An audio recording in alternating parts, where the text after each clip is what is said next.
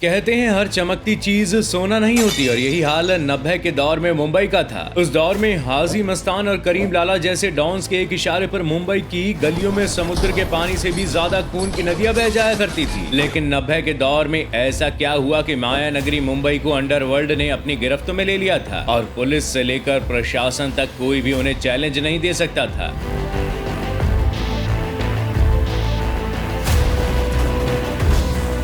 माया नगरी मुंबई का अंडरवर्ल्ड का दूसरा घर बनने की शुरुआत 1950 से होती है, जब मुंबई में शराब को कम्प्लीटली बंद कर दिया गया था। सरकार इस बैन को लेकर बहुत सख्ती से कार्रवाई कर रही थी, यहाँ तक कि धीरे धीरे मुंबई में खांसी के सिरप को भी सिर्फ इसलिए बंद कर दिया गया क्योंकि उसमें भी अल्कोहल की कुछ क्वांटिटी होती है। मुंबई से शराब के कम्प्लीटली बैन होने के साथ ही शुरू होता है शराब की ब्लैक मार्केटिंग यानी कि अल्कोहल की स्मगलिंग का दौर, जिसमें कुछ लोग दूसरे स्टेट से शराब लाकर मुंबई में ऊंची कीमत पर बेचने लगे। लेकिन पुलिस की सख्ती की वजह से यह आइडिया ज्यादा दिन तक नहीं चल पाया। लेकिन बड़े बुजुर्ग कह गए हैं कि कानून बने ही तोड़ने के लिए है और इसी बात को मुंबई के कुछ लोगों ने सीरियसली लेकर छुप छुपाकर शराब की भट्टियां लगानी शुरू कर दी। कहा जाता है कि भट्टियां लगाने में मुंबई पुलिस का भी हाथ था, इसलिए उनके नाक के नीचे शराब बनती रही और उन्हें उसकी बू तक नहीं आई। देखते ही देखते मुंबई में ढेर सारी शराब की भट्टियां खुल गई और इलीगल शराब के बिजनेस में कंपटीशन बढ़ने की वजह से सभी भट्टियों के मालिक एक दूसरे के दुश्मन होते चले गए और शराब के बिजनेस में अपना सिक्का चलाने के लिए मुंबई में आए दिन गैंग वॉर और स्ट्रीट फाइट होने लगी। देखते ही देखते मुंबई लोकल डॉन का अड्डा बन जाता है। इन्हीं गैंग लीडर्स में सबसे पहला नाम हाजी मस्तान का आता है। शुरुआत में हाजी मस्तान ने एक शिपयार्ड में मजदूरी का काम किया था, लेकिन धीरे धीरे वो एंटीक और कीमती चीजों की स्मगलिंग करके खूब मालामाल हो गया और कुछ ही टाइम बाद मुंबई के पूरे समुद्र पर राज करने लगा। इसके बाद मुंबई में कई डॉन जैसे करीम लाला, बड़ा राजन, छोटा राजन, मान्या सुरवे आए और चले गए।